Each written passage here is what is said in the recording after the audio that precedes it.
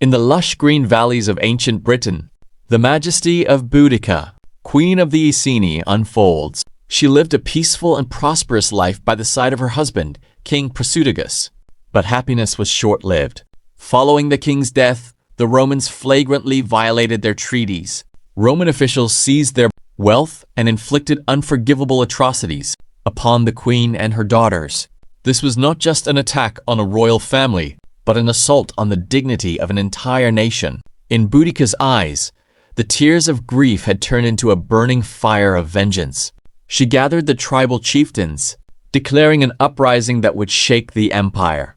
The entire land united at her call. Small tribes merged into a formidable army. Mounted on her war chariot, Boudica stood ready to march against the occupiers.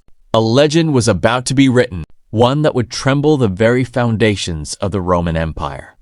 The war began with a massive assault on Camulodunum, the Roman colonial heart.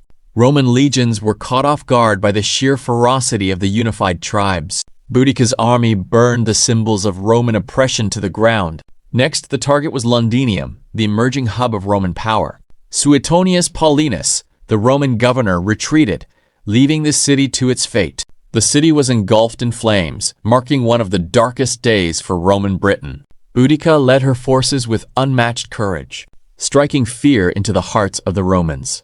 Her tactical brilliance and the overwhelming number of her warriors proved unstoppable. The fall of Verulamium followed, completing the destruction of the major Roman strongholds. The Roman Empire was in a state of panic. As their once conquered land began to slip away, Governor Suetonius finally rallied his legions for a final, desperate confrontation. The two armies met at the Battle of Watling Street, a clash that would decide Britain's fate. Boudica led the charge, her chariot thundering across the field with unstoppable momentum.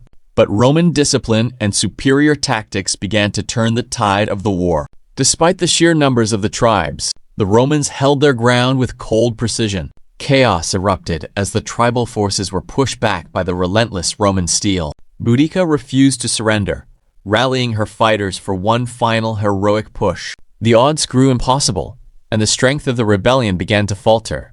Realizing the end was near, Boudica chose death over the humiliation of Roman capture. She took her final breath, a queen who fought to the last moment for her people's freedom. Though her rebellion failed, the spirit of resistance she ignited never truly died.